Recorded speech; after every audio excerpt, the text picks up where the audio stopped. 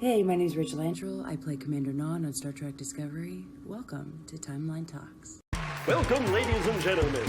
Coming to you live in Technicolor from the beautiful Hollywood Hills, California. The show where the total retail price of their advice is $0. This is Timeline Talks.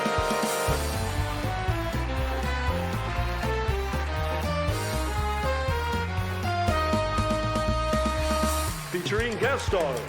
The fact of the matter is, oh my, it's stars and garters. Also featuring, more like command tips suck, look out, it's Automaton 2000. And now, there's no way he gets this intro right. Here's your host, Captain Idol.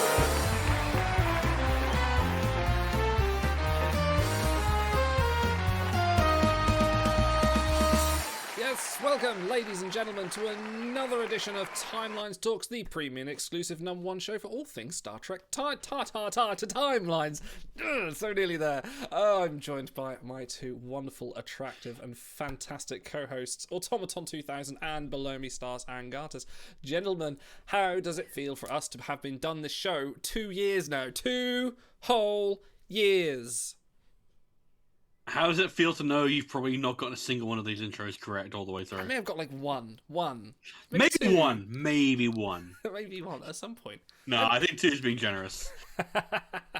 Gentlemen, how are we this evening? How is chat? Everyone that's joining us live, we love you all. I'm in a very good mood tonight. I don't know why, but I just am. Well, don't question it. Someone spiked your tea. Yes. Doesn't need spiking, darling. It's already spiked. Yeah. I'm doing alright. I'm glad to be hanging out with my friends. I've got the next 2 days off from work, so I can just revel knowing that someone somewhere out there is doing my job and hating it, and I'm not. Nice. Living the dream. And how is Auto? And now he talks. You said below me, stars and garters. Below me, stars and garters. I have the smallest bottle of beer you've ever seen. Oh dear. What's the percentage? I like the finger raise there. It is 5%. 5%. Okay, I don't that's even, fair enough. My buddy just brought me a case. So I don't know what or who. Yeah. Very nice. Which is just cough syrup.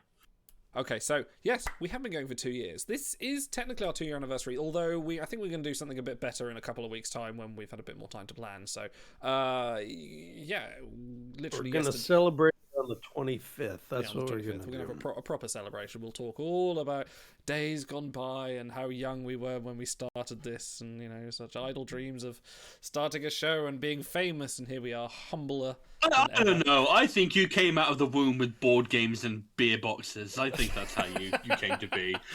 Not entirely wrong. Okay. We are going to spin that wheel. We're just going to knock Worf off the screen a second, because thank you to everyone that submitted show titles. Oh, I haven't set up this screen properly. I will do that in a minute. Thank you to everyone that submitted show titles. Congratulations to Genos for winning the show title with Vance Revolution. And we are going to spin this now to see who wins a sub this week.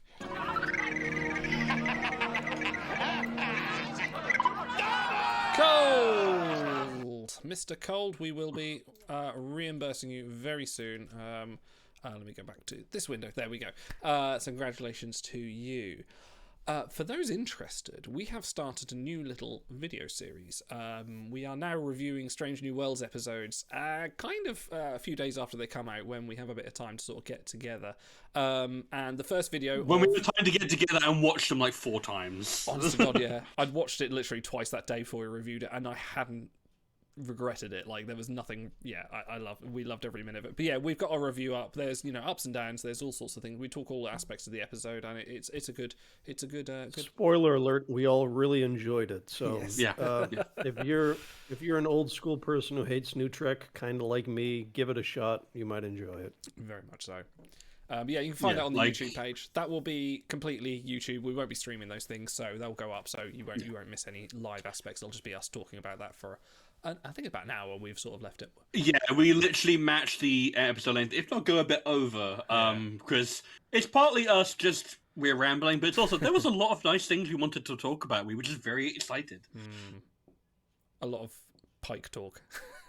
Just how amazed we were. Okay, another thing on our YouTube page as well. If you missed the stream, our first episode of our Star Trek Adventures Klingon campaign is now up there, and we had a lot of fun with it. Me, Spocky, Shy, and Stars here. Yes. It was really good fun with the first episodes up there, and I think our next episode's going to be June 4th, assuming we'll make it. That should be fine. So, look after that. It's great fun to watch. It launches with a bang. It's a lot of fun. I had a lot of fun making it. Stars had a lot of fun trying to be as... You were almost anti-Klingon in that, weren't you? Well, yeah, because like every group needs the one who's gonna like create a bit of a conflict and push you guys to be the Klingoniest of Klingons, while I'm like I want to be the Dr. Smith of the group. You know, I want to push you to be dishonorable and get my way. Even had a surprise drop from Auto as well. Yes, telling us to get what is it, like fruits and vegetables for Rura Pente? Is that the line? Do you open letters with that bat lip? It's not quite sharp enough for that. It's more for decorative purposes. What a shame. I thought you were going to say I never get letters. That's what you tell the police. This bad letters for decorative purposes only. Red alarm. Oh, thank you, Kalini, for following. Red Thank you very alarm. much. Also, more public service announcements. Next week, no Timelines Talks, but we will be starting Klingon Academy for our Timelines Talks Planes games. So I'm excited for that one because it involves some General Chang. It's going to be fantastic because I played a lot of Klingon Academy back in the early 2000s. I used to be a little bit in the mod scene as well. So I'm kind of excited to revisit that. So it's going to be really fun. And finally, let's go on. Well, hold on. Hair flips were redeemed, and I actually am interested too. So. Oh, okay. Where are we? Okay, Jenna says, Stars, speaking of Dr. Smith, have you watched the Netflix reboot of Lost in Space? I have not. I never watched Lost in Space, the original. I've only ever seen the movie, which I'm told is awful. What, Matt LeBlanc? Yeah. And yeah, what's her name from Austin Powers? Heather Graham. That's Felicity Shagwell. Felicity Shagwell by name. I had it on Shagwell by VHS, reputation. and I watched it so many times that, like, you know, the tape went bad. And I loved it as a kid. So I watched it again as an adult, and I'm like, oh, I can't believe I ever thought What, Lost in Space? Yeah. Oh, I saw it at the cinema once when it first came out, and I've not watched it since. So the original from the 60s it's a trip. It's like if TOS had, you know, was written for kids or something. So yeah, I it is remember real reading, goofy and it's very 60s. So I remember reading about it. It's like the Dr. Smith character got so popular they basically stole the show, and all the other characters became like bit parts. They became Harry Kim's and Chakotay's on the 7 of 9 show, essentially. wait, so what's this reboot? Is it a series? it is, yeah, it's Netflix. Yeah, it's a Netflix reboot. I'm going to give you with a Shy very Paul's review of it, which different is take. the Netflix reboot is pretty good. Imagine Lost, but in space. There we are. No, I've heard He's it's an good as enigma, well, that but, Shy. yeah. We need a rim shot We do. trigger for Cham. Yeah. You wait till I bring in the laugh track. That's what we're here for. I'll give it a shot then. I don't mind a little bit. I hope it's as campy as the original, or at least close. Oh, it's not. I was going to say No, it's very much not. we don't do camp these days. That's a shame. Yeah. Well, unless it's What We Do in the Shadows. That's very, very camp. Oh, What We Do in the Shadows is brilliant. Anything with And Matt Our Berry Flag in is Means going to be Death. camp. Yeah. Yeah, sure. The very last of all, this Sunday the 15th, we're going to have a community games night. So Sunday. Thank you. We're going to be playing What the Dub, bit of Pictionary. I've got some other Jackbox games, so we're just going to chill out, play some games for a few hours, and come and join that. That's going to be a lot of fun. But that'll be Sunday, normal time. But yes. What day will it be? It'll be Sunday. Event You'd week. make a great American. More southern. Give me more of that Archer accent.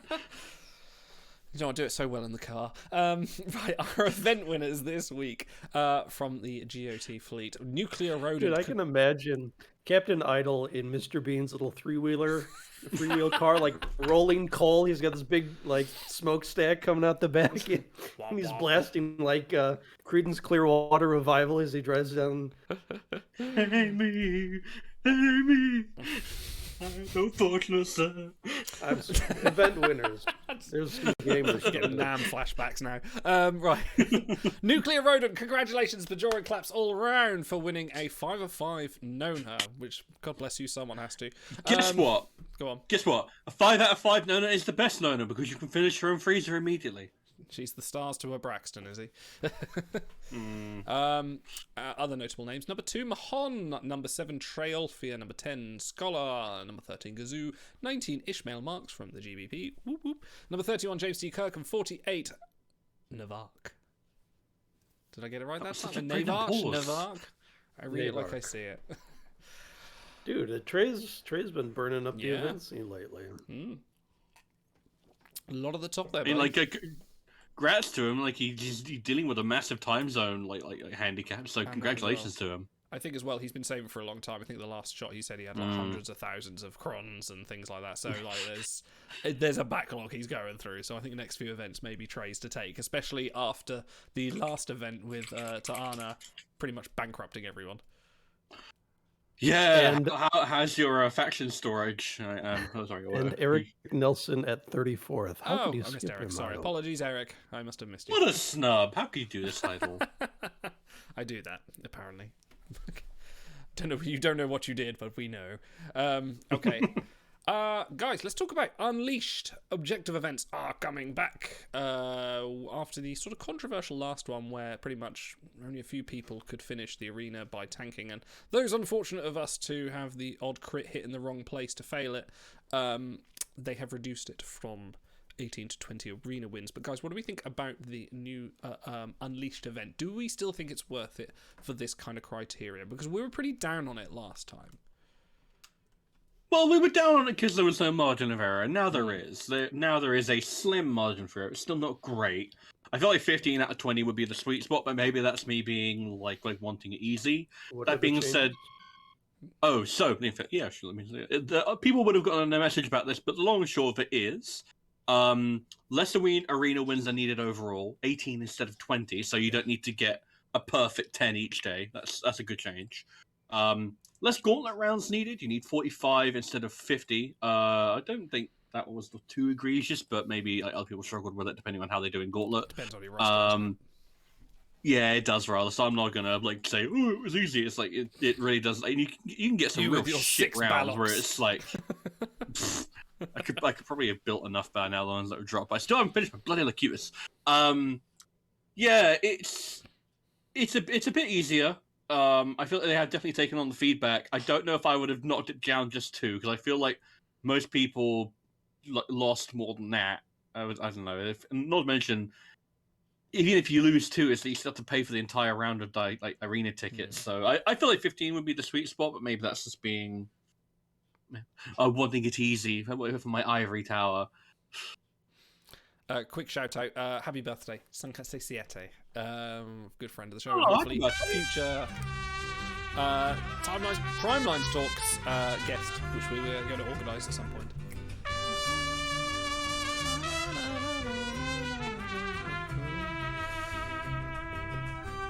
So another part of the objective event is that it is in fact no prerequisites, so you can just pick and choose which ones you want to do, which is nice actually. I think that's quite. I don't like objective events as they stand for the normal weekly ones, because it's very much you have to do this then this, and it's sort of a bit like, well, I just want that reward. Do I have to immortalize someone? But yeah, how are you guys feeling about? Is that just for this one or going forward? Not sure. I don't know. Yeah, they still seem to be fine tuning it. So I know objective events still seem to be an unofficial beta, given what happened. It is nice that they have taken. Meant to be. Yeah, it's nice they have taken on that feedback from the last one or have reduced it. We'll see what comes out of this one. If people still go, they heard about you specifically complaining, and they were like, "Well, we've got to fix it." The influencer of the Star Trek timelines community. No, even Ben called me out on that one. Appeased. even Ben on our show called me out on that one. So no, you're not allowed to say that. Speaking of, chat, how are you feeling about this objective event as well? Sorry, also go on. I don't think that changes anything about strategy, because like the whole reason to tank Arena was, you get screwed by RNG, so you could still get screwed 3 times instead of 1 time by RNG. Easily, so everyone should still be tanking if they want to ensure it. And the gauntlet rounds might save a few people, though. I think a few people got close last time. So my Hiawatha is sitting uncrewed, currently sliding down the ranks. In fact, let me check. How many ranks have I? That is not a euphemism. My Hiawatha is sliding down. Oh, look at that! I'm at rank 10,000. Thank you, all you schmucks who are taking shots at me. I have to have a look at that. Where am I now? Because I did that this morning. Got my 10 shot. Yeah, sorry. Oh, 980. 980. I might be able to see you on the leaderboard. Fuck, where am I? Probably, yeah. I'm wondering, like, do you think like everyone else is just like not clinging on to the idea of like, or because tanking is kind of the only way it seems viable to me. Like, if I had to rely on just my normal gauntlet rank where I'm at like 5,000, like I would not feel comfortable trying to do 18 rounds of that. That would feel really dicey. No, I mean everyone's hitting the boomsticks hard, so like anything from about 2,000 up is just all Achilles and Garths on Cratons, on Protons, on artifacts. So like you've got to just sink as far as you can. You can always, if you want to be adventurous, maybe adapt your strategy a little bit. Just find some bounty or Valdor or something. Refresh till you get someone that has all 6-second instant damage crew, and then that's not a bad idea. And then, so it requires a little bit of effort, but I think it was nice for the last one how the whole community just went, this is how we're going to do it, and everyone did. They were just right, we're all going to sit on the Hiawatha. Yeah. We're going to take our shots and then switch back to the Hiawatha so everyone gets a shot. That was really nice to see, so everyone just kind of go a little bit sort of like, you put us in this position, WRG, and this is what we're going to do to sort of it was a bit of kayfabe, which I appreciate. Everyone was very happy to just go along with it and then switch back up, because like it was like really rough. And yeah, I think 18 is better, but I don't know, what do you like, Idle, as the noted thrower in of the towel, what would you think is the sweet spot? I don't know. I'll have to see, because I think I lost 1, so 18 might be nice. It's challenging with a slight, without kind of going, oh, this is a nightmare. But I think now I'm less bitter on it. Now we've all got a strategy to do it that maybe is improved, maybe is not. But I don't know. If we didn't have this tanking option, if we had to stick with like all crew on something, I would feel less about it if we weren't gaming the system a little bit. Can I just shout out Danjavin in chat with the best, the Hiawatha, the Fewawatha. Sorry. So good. I would like the Laughing Hour Alexander. That's, for better or for worse, it's one of his most memorable scenes in all of his appearances. So the Laughing Hour. The Laughing Hour with Loxana, right? Where they go to that resort. Oh, yeah, it's one of the later seasons, and I remember the mud bath, but I don't remember much else. Worf was trying to be a stickler. Eat your dinner. I don't want to eat my dinner. It's my laughing hour. Ha! Ha! You can laugh later. Eat your dinner. And it's like, it's a good little... It's one of the most realistic depictions of, like, being a parent in all of Star Trek. I do enjoy that episode also for how grumpy Troy gets about Loxana. Like Deanna gets like a proper stick up her ass about it. And like I do enjoy Deanna as just like, free spirited, very I want to be compassionate. But I like when she's just like a raw bitch about things. When she's just like really like just like she gets that the one episode. And she rolls her eyes and she's there looking at mother, like not even telepathically, just mother, it's like Yeah, no, I enjoyed that. I enjoyed that one bit in Man of the People where she tells that ensign to get over her problems and just like. How do you think I feel having to listen to you whine all day? Like I don't know. I really enjoy Marina Sirtis playing that for a little bit. I wouldn't want it all the time, but especially given the general writing for the character, it always amuses me. Like, I like a good. When they make her snarky, it's really good, and that's kind of why her dressed when she's a Romulan. And she's just like dishing out orders and actually talking back. Is like, actually, oh yeah, crap, fuck, Troy's good. We like Troy in this. We like Troy. The best characters are you turned up to 11, they say. So Marina Sirtis, she can bring the heat, like in interviews and conventions and stuff. So. Yes. She's amazing. She's very, very British, and it comes through Very when you listen to some of her. Very Essex. Yes, extremely. Yeah. Oh, I thought you meant the USS Essex from Power Play, where they beam down and get inhabited by evil aliens. Wasn't that the starship? Wasn't that the starship Riker turned down? Wasn't that a USS Essex at one point? No. In it was... Arsenal of Freedom. Was that not that one? No, it's Good Shit Lollipop. No, but he did. Oh my god, that's the evil Stars and Garters. That's the clone stars. Yeah. I can't remember what was the ship that. By the way, I hope we get Ares? field medic. I hope we get field I'm medic sure it was the Picard Essex. from Arsenal of Freedom. Give me some command med goodness. yeah. There. Yeah, I'd be down for that. give me Commander LaForge as well, because he was in a bridge officer position, wasn't he? That's. When Chief Engineer Logan, the prick who was trying to tear him down. Oh yeah, like, I'm a Good lieutenant, ship, and Wally. I don't give a fuck. Well, yeah, because that's Riker's line, Yeah. isn't it? It's just so good. No, you can't. Don't even try. I remember when I was first getting Brody and Katie into TNG, I was really worried because it was like, we're going to do every episode, we're not skipping a one. So that meant that our first episodes were Farpoint, Code of Honor, Naked Now, and it's like, ooh, this is a rough way to sell it. But thankfully they cottoned onto, especially Brody cottoned onto Riker really quickly, and it's like, thank God, because if you hadn't, that would have been a really awkward watch. The Drake. It wasn't the Essex, it was the Drake. So The Drake, there we go. Dude, chat knows so much more Yeah, than we thank you, do. GoBolts. There you go. Garrick is in there with, like, he says the Ares was from the Kyle Riker episode. Thank you. I need to There we rewatch go. that. I haven't actually watched that for years. And since we're getting an I- Ambu Riker coming up, so. There you go. It's topical. By the way, I think that's probably my favorite Pulaski episode of all time. Is that the one with the Worf subplot? That's the one where she banged Kyle and like Riker finds out about it. And she's like, sorry, he's kind of charming. No, dude, it was good. She was actually like a human being. I like Pulaski. I don't get people that No, don't no, like I do. Pulaski. I think she's alright. I think she's a bit harsh to Data at times, but she gets over it. Especially after the Sherlock episode. Yeah, that's true. She sort of warms up No, to him she's after good. that. Yeah. Okay. Speaking of things that have slightly balked up, the objective event is not happening this week. Was going to be a skirmish one, but is not. Maybe replaced by the current Unleashed objective event, but might be because the last couple have been a bit wrong, haven't quite worked properly. Yeah, I thought we were out of beta, but it would appear not. Or Apparently possibly it's not. related to those people who Ben said were sick. That is entirely possible. Very possible, but there were gauntlet rounds not being counted, arena, which kind of makes me worried about this Unleashed one. Hopefully, people's arena rounds will be counted, and gauntlet especially, because I say with the 45 and 50 I margin, think if they are, people will hear about it. yeah, so this might be a few CS tickets, but they did say I think because I remember my gauntlet rounds weren't being counted. I put a message into CS and they said, well, do as many as you think you've won, and then let us know, and we'll give you the reward. So I mean, kudos where needed. Like the CS for this game, the community support is absolutely fantastic. Oh, yeah. Like pretty much, you email them any problem that's happened, they're like, oh yeah, fine, yeah, that's fine, you have it.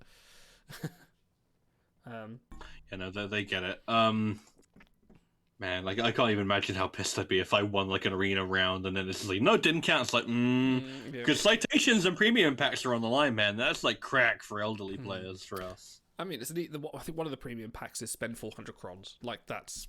Yeah. And you can just do that anytime, which is really nice. You don't have. I think that was the gateway last time. Like you failed the arena objectives. You couldn't get that last one to get that premium pack. So it's a bit like, aha. So luckily they've unlocked all that. So that's maybe a bit more reasonable. I don't know. Do you still want that gated challenge? Do you feel like you need a bit more of a gated challenge, or is it what would be a better order? Maybe the arena would be better last. See, I quite like the idea of fulfilling an objective in an event. Of say like. Objectively, of sort of, having these criteria to fill, but maybe in a slightly different order. I don't know. Maybe it gives you that little dopamine hit of completionism. I don't know. I feel like with the objective events, I want them to be more esoteric. Like abstract, like a Picasso. Well, I want something really weird. Like I want it to be like, not like ridiculous. Like maybe not anything requiring 4 or 5 star crew, but like go to a certain planet with a themed crew and set them up as your bridge crew using like rare crew that everyone presumably would have, and that like is achievable for lower end players, or do a away team mission with an odd crew that still applies for the bonus or something like that. So like something that isn't the same as every other like target we get. Something that speaks a little bit more to how weird Star Trek can get, because these objective events are very cookie cutter, and I would like something a bit more unique. Can I offer you a command dipsec crew in this trying time? Oh, we'll get there. We'll get there. Was this the OE that was supposed to be Skirmish and then got replaced? Yes. Yeah. Shout out to my homie Shan on the forums, who I asked about the animated collection. She said, "Don't bump this thread. If I had an answer, I'd provide it." 4 days later, she had an answer, didn't provide it, and had to apologize for it. So keep on keeping on, WRG. Hashtag not salty. Community successfully managed. Yeah, Idol's like, they're never going to print my favorite card now. I got mine. Fuck you guys. Yeah, but yours has got that monkey paw closers thing. You've got your nice EV suit Worf, but now you've got Mok'bara Worf, and it's like, oh no, what have they done? Well, EV suit was the one I wanted. Now I got that. I could quit the game tomorrow and be happy. I've made my mark. Yet you're still here. They just keep printing gold Worfs. Ben shows up in chat begging for Star's approval, and he's like, "Come back when you're serious about this." And Ben's like, "Oh, I'm sorry, Stars." I'm fully convinced there is no come in and have a chart out with like a little PowerPoint clicker explaining why Mok'bara Worf isn't as good as this Worf. Everything wrong with the crew you spent 6 months making and more. Oh, they don't spend 6 months on these crew. Actually, maybe the artist does. Okay, anyway. Well, the good artist, maybe. The good artist. Yes, not the bad artist. We'll get onto that as well. Where was I going with the comment thread? I've completely forgotten. But how about, let's talk about crew slot sale. There is a sale. There are no free slots for everyone. You just get what you've given. But there are half price if you want them. So I think that's running till the end of the week. Someone correct me, please, because I'm not in front of the official announcement. Who would buy slots? Such a waste of dilithium. I will throw it all at recaps and get nothing. I bought one. Clearly, I this is the bought optimal 5. strategy. I bought 5. I topped up a little bit. I'm not hurting for crew slots because I dumped about like 15,000 dilithium about a year ago into crew slots, and that's sorted me out since. But that's a lot of dilithium. I got me up to 380 odd crew slots, so I'm happy about that. Dude, yeah, no, clearly that was an investment worth doing. You realize your timeline's Bezos buying like $1 billion yacht, and you're like, "Oh, I just need something to go to the store with my yacht." How much is the price of an Ogawa anyway? How much could crew slots possibly be? 15,000 do? Pretty much. So yes, the also legendary sites. If you can't wait for an honor sale, which is bound to happen within the next couple of months, if you really can't wait, they are discounted. But don't do that. Wait for the honor sale, honestly. Yeah, this is one of those, like, the moments where I pull out that Mad Max gif of that bait. This feels like a real bad idea to pull on these right now. They've done it before. Like, it's and yeah. As an endorsement, by the way, you should join our Discord. The link is at the bottom there. Ding, ding. If you're ever wondering when an honor sale is, you can ask our resident speaking clock and historian, Genis Adanian, and he will tell you roughly when the next honor sale will be, because they seem to have it down to a pretty good rotation. I think he was out by like a week. Like it was pretty good. He was down with it. But yeah, it seems like they're doing them quarterly. These discounted literary citations, unless you can't be that desperate for a site that you need. Like you can't just wait. But I need to finish Arachnia Janeway. I can't retrieve her. You can wait. Just wait. Honor is forever. God damn it. Not the way I spend it. Yes. I spend it on poor decisions. Rare begolds. Oh, sorry, rare citations. That one's for you, Nifty. No, I spend them on rare beholds. That's the real. That's You really ivory want that tower badge. life. You really need that 3rd star on Badgie, don't you? I haven't got that 3rd star, you know. I've got oddly 1 enough. star. I I've need got 2 more. It's really hard. It's making my nightmare account. I've not even touched my nightmare account because I was like, oh, it's hard work now. I can't be asked to dig through that many. That's the ultimate irony. He's the good Badgie, and yet he's the villain of your game. Mm-hmm. Everyone wants him. No one wants to be him. And now you talk. No. Let's move. I'm just looking through. We haven't. This is the problem because usually Auto comes on pre-show and organises us all and gets a nice little order running. And you came in a little bit later today, and I've just sort of dumped it all in a document and be like, what are we doing? Let's talk about Orbital Torres. We've got a flashback coming up. Full disclosure, I'm not playing the game currently, so I'm gonna be like that, GIF where the guy's like, "Fuck this, fuck that," and like throwing the papers around. Everything sucks. Don't buy any LTOs. You're not playing? Why can't I kick you? How does that work from Discord? No. Yes. Remember that time I kicked you and you were still streaming, but we all left and we're in a different call. That's gotta make a best of. That was quite funny. Yeah, I was just like, you can't kick me from the call. I'm running the stream. That was quite funny.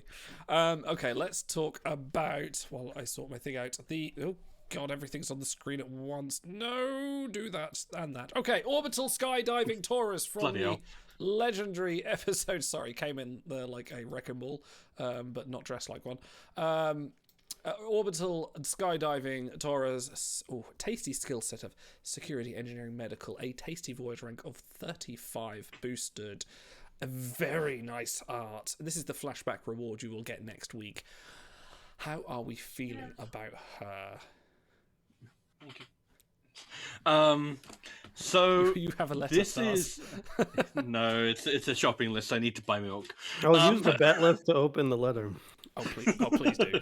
B'Elanna engages in increasingly risky behavior on the holodeck while mourning the loss of her Maquis crewmates. Mm-hmm.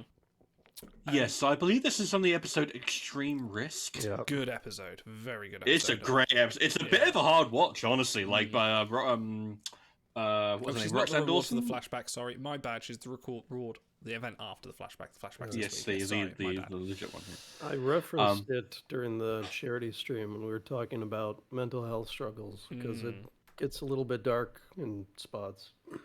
I mean, yeah, but it doesn't pull any punches, and it's like. I do appreciate it, especially when it's like older Trek, which doesn't usually kind of go that way. It keeps things at a certain point, but like, this is quite dark for it. And B'Elanna has the kind of psychological profile that like suits episodes like this, where you get a real deep dive into her psyche, and she's the kind of person who would react like this. Like, if you think about who else you could tell a story like this, and all of like, especially 90s era Trek, I can't think of another character who would react quite like this way to a trauma, and yet it's a way that I think is more realistic than just suffering through it like Picard would, or being heroically resilient. Like these sometimes you just start doing things that are not so constructive and are in fact self-destructive. And it's bloody nice art, I will say. Really good. Although it's a bit weird to me, like knowing the behind the scenes and knowing that is an orbital skydiving suit that was designed for William Shatner. Oh, was it? Yeah, do you not know this? No. So orbital skydiving comes from Generations. The opening scene of Generations was meant to be Kirk doing orbital skydiving, and then they cut it. He's like, fuck that, I'll go to space for real. And so they had the suit lying around, and I'm going to go ahead and guess that's probably William Shatner's suit. Wow. Sorry. I'm going to also guess that she fills it out much better than he would have. Shockingly enough. Sorry, I just had to quickly text. My friend's just in hospital. He's just had a boy. So, hey! Nicely done. Just had a child. I was been waiting on that all day. So, name them Worf. Yeah. I love the look of this card. Do you want to know what the downside of this card is? You know what we did a couple of weeks ago and spent all our boosts in a faction event? Yeah. She's in a faction event. Why? They knew, didn't they? They just knew. Well, let me make it a bit easier for you, Idle, and just say this. Okay. If I had a penny for every Seg-Eng Med Klingon that had ever debuted in this game, I'd have 3 pennies, which isn't a lot, but it's weird that it's happened 3 times. Yeah. Because let's be real here, everyone's got Barry Waddle. It's a rare few, some, including myself, have EV Suit Worf, who is a bit older, but this is a good skill set. That being said, you can get a lot of what she offers elsewhere. That being said, it's just nice that B'Elanna has a good variant. The last one was Delta Flyer, and that was years ago. Yeah, and it's nice that they're finally looking at these rare skill sets, because Seg-Eng Med is one of the rarest. Like, that's gold no matter where she sits in the rankings. You need it. You need it. Take it. Get it. Do it. Faster, better, harder, stronger. Are we going to talk about Mok'bara Worf later? Yeah, sure. All right. Then I'll save half the spiel for that. He was a travesty of justice on like every level. Okay, hang on. Wait. I'll bring him up on screen. There he is. No, not yet. I'm still talking about Torres. And she's kind of the opposite. Like, she's excellent in every area. Okay, so the skill set, it makes sense. That episode is all about, the physicality, the risk, the visceralness of, skydiving with safety protocols off. She's an engineer first and foremost. That makes a great secondary. And then, of course, Janeway references that Doc references that she fixed her wounds with, like a second-year medic or something, however they put it. So the skill set makes perfect sense.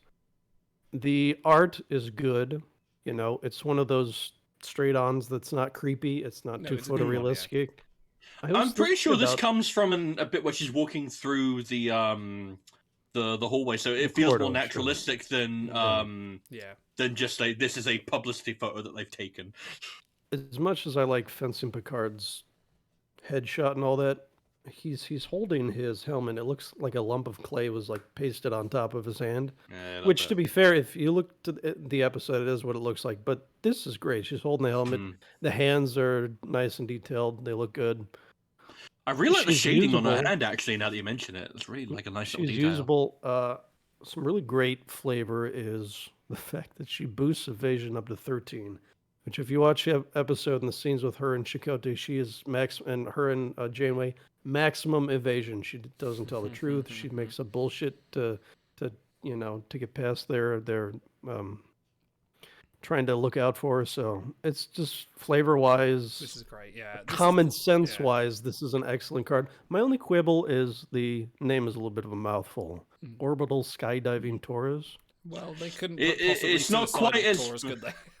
Wow, they could have put maybe like traumatized Torres or something like that. But I guess they want to keep it a bit lighter and a little bit more oblique, I suppose.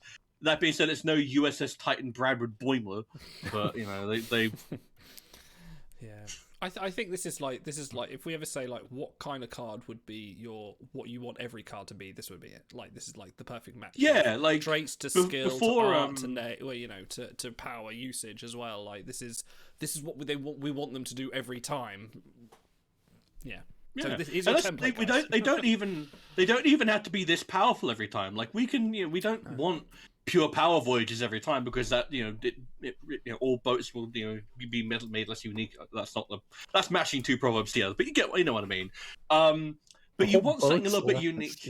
Whatever, it's fine. Evokes feelings, affection. But you want something that feels appropriate for the character. You want something that you're gonna actually want to compete for, but that doesn't drown out other crew. And it's like, before Tribble heard of Scotty and before Nina's Ezri debuted, they were in a similar position where it's like, you haven't had any good variants. It's like, I don't think Ezri had even had a gold variant up until that point. And it's nice that Torres is getting a bit more attention. There are other crew that need it as well. We could use a good Tucker. That's the next one on the list. But whoever is paying attention and who pushed... Yes, Chakotay too.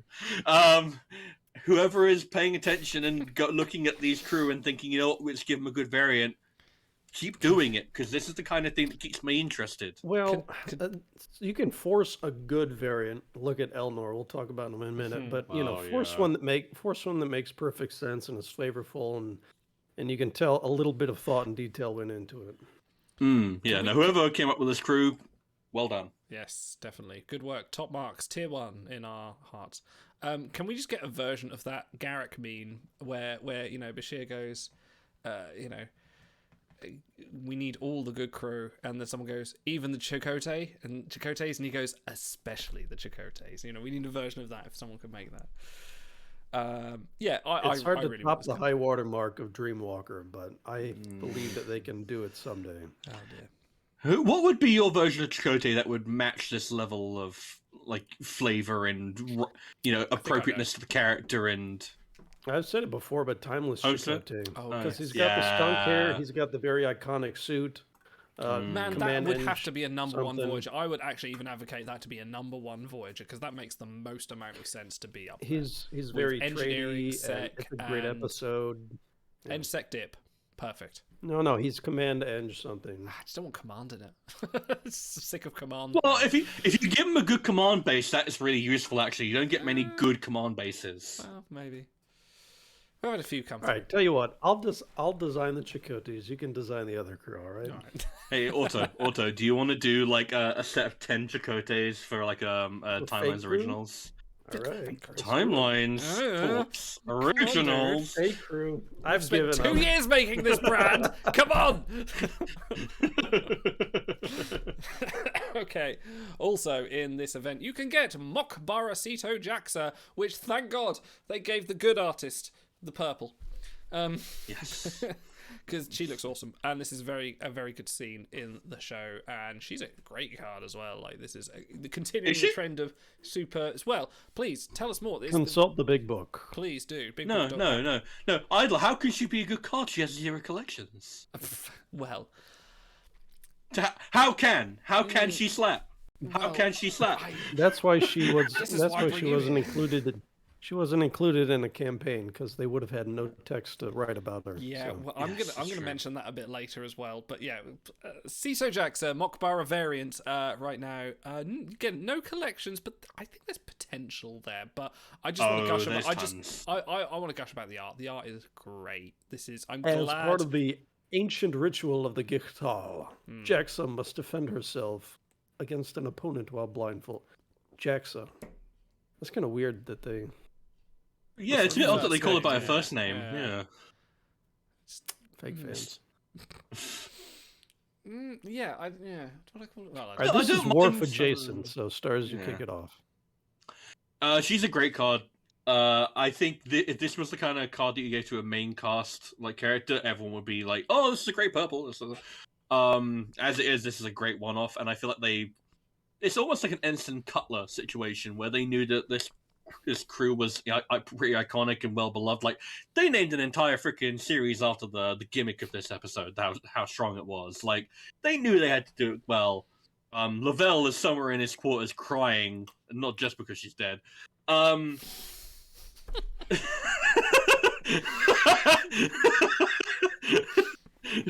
Jesus Sorry. I like the comment Yes, from that- Evans who that's said the she joke, needs Tricky. she needs the blindfold so she doesn't have to look at Worf. If only I could be so lucky. Yes, that's the joke, Trekkie. She is in fact a great card. I think she's been a bit unjustly penalized because of the lack of collections, but almost everything on her trait sheet is going to hit. Like duelist, athlete, pilot, prodigy, maverick, Bajoran. All of these feel like they are in the right niche area, have enough flavor to them that all of them could hit a collection mega or both in the next 6 months. If you told me that hold all on. of them were going to hit, I'd believe you. I'm going to defend the big book here. Shocker. She's Yeah. not unfairly penalized. She's fairly graded. If she gets collections, dynamically the tier will rise. But right now, if you're an The endgame player, algorithm. if you're an endgame player, what are you Praise using it Landru. for? Sito events, probably not. Collections, no. You're just going to freeze and forget her. So, for veterans right Such a now, she's shame. kind of like a tier 8. But, she does get some collection value for all those possible upcoming collections. I hope That's fair. That's I fair. hope this new bridge mechanic that's coming up with the boss battles has a way of thanks. Has a way of getting us to get us to display this art in a bit better than other than just sort of like your bridge crew currently, because like this is like this and Orbital Torres, they're just great art, and I'd love the reason to look at them more, because that's the reason we're collecting this card. So, more use, more ability to display, and I always want to shout out when they do it right, because this is 100% right. And Sito Jaxa is a fan favorite because of her arc in the show. She's a tragic character, and I like it. Curious, do we have enough crew to make a Mok'bara? We've got Worf, we've got Crusher, we've got Sito. Do we have anyone else? I'm sure we'll get Troy later. Troy, maybe Riker's Thomas Riker seen in a gi. Yeah, I think Geordie as well. Geordie's seen in one. So Geordie, wow. They all have a go. You could have originals. Mok'bara Picard, Mok'bara Q, Mok'bara Mott. Mok'bara Morn. The ancient Bolian defense mechanism, Mok'bara. All right, so two story points here. So we've had green, now we have purple. We better get a gold undercover. Yeah, with hero the trait, bruise. Yeah. Hero trait, yeah. I'd like that's got to be a lock. B, this is, and it's kind of a shame that, Worf is fine, but the art's a little off, and I guess, one or two people may have had a quibble about that, but it's a shame because that episode and those sequence of scenes is like, it's so good because it's such good growth. Worf. It's a layup. You get Picard tearing her a new one in his ready room, and she's so stunned by that. Look, if any one of us got called in front of Sir Patrick and got chewed out like that, our heads would be swimming. So she goes down to Worf, and she still has a presence of mind to speak up for herself and realize that something's wrong. And Worf is just playing off what Picard dealt her, and that's like true teamwork. That's good intership, colleagues working together to teach someone a lesson, not in too harsh a way, but in a, wake up, this is going to be a dangerous mission kind of way. And it's so damn good, the story in that episode, that, I'm happy to see all the crew from that episode get celebrated. And I believe we're actually getting them in the same event, which is odd. WRG doesn't usually do that. Yeah. Like we've got Grayson Tolar and Saboteur Garrick that weeks last apart. Mega, the Displaced Mega, they split up like every single crew from the same episode. The crew were in different events, the hippie crew in different events. Like, it wasn't, they can do it sometimes, but other times it's a bit weird. But no, this is like the ultimate, like, you have the floor removed under you on this episode. You have the plank removed under you if you're a Generations fan, because you get so invested in Sito and her arc, and you think, wow, she's come back for an episode. This seems like the great crew to be a train, and then you find out just a single message. You don't even see it happen. It's completely off screen, and it just feels so heart wrenching. You're just like, oh man, I liked Sito, and you just wanted her to come back and have those moments with Worf. Like, it was a perfect sort of like protege for Worf as well, and have that dynamic as it's a good episode for that. It's a real heart, there are stakes that actually have meaning. Like, Yeah, and it's also just nice to see the main characters from such a different lens. Like, Riker comes off kind of badly in that episode with how he treats Lavelle and stuff like that, like being a little bit of a hard ass. And it's like, you never really kind of consider him in that angle when you just see him interacting with, Picard and with Worf, because they're more of a peer. But he's a little bit of he kind of needs to be. He can't just be everyone's friend as the first officer of their flagship. But it is interesting to see them flip it every now and then. But that makes so much sense, because think about how you view your bosses versus how maybe their family or friends view them.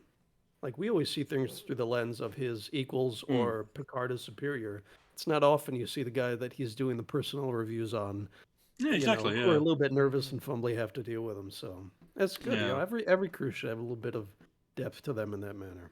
Yeah, exactly. Yeah. It also reminds me of Tapestry, when Picard gets sent back to Lieutenant Junior grade, and he's in front of Riker and Troy, and they're just a bit like, "You're a bit shit, mate." And it's sort of like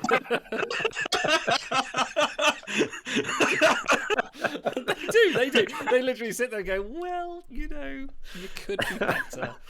they literally don't hold back, and that's it stems from like them being bosses.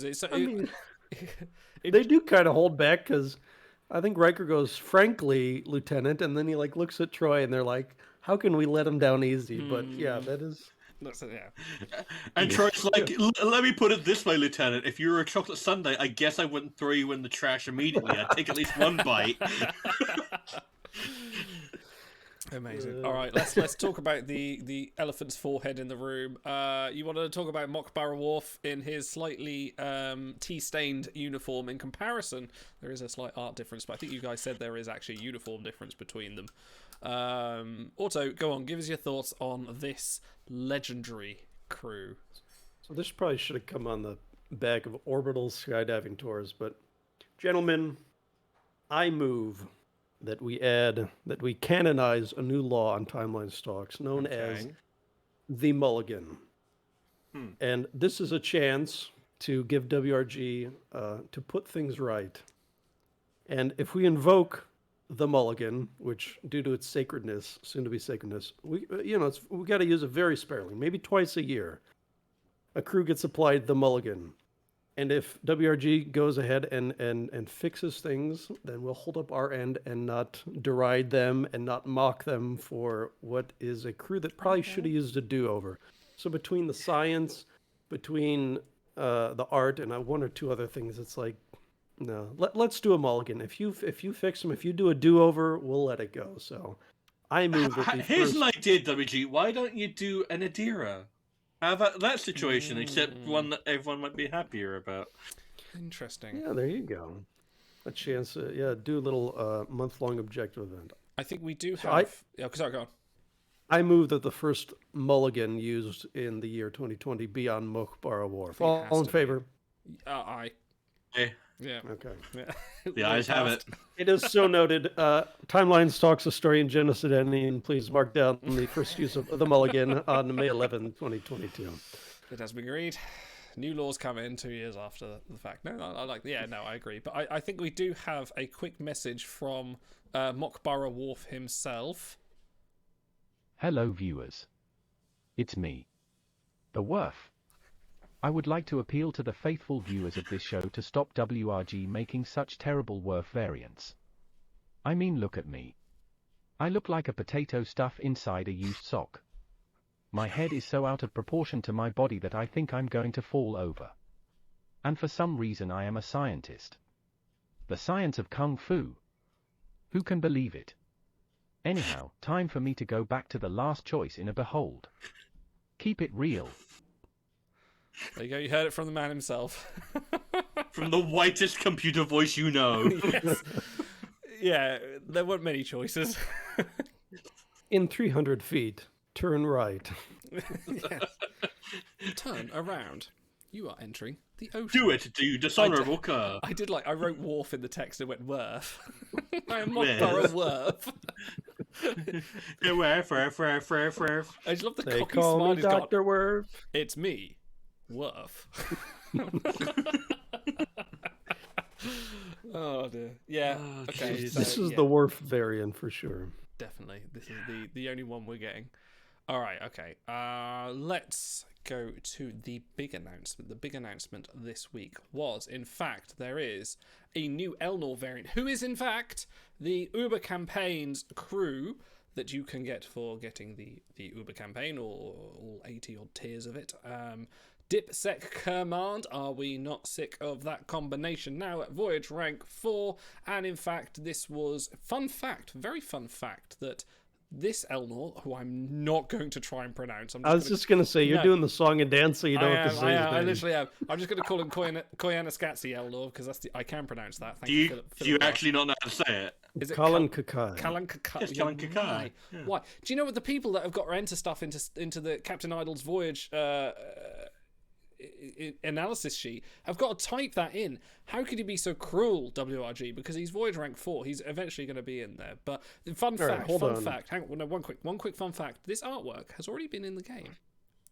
And it was originally the art for the first Elnor before they changed it. And they brought it back for... It still kind of is. Elnor. It's still the same art. He's just like in a different pose. Yes, he's standing. He is not poised for battle. So I would actually think that the poised for battle one would be more Elnor, not this one. I need chat's help with this. What is the ultimate tongue twister bridge crew? It's going to be Qalankhkai Elnor, Kukulkan, the serpent. Who else?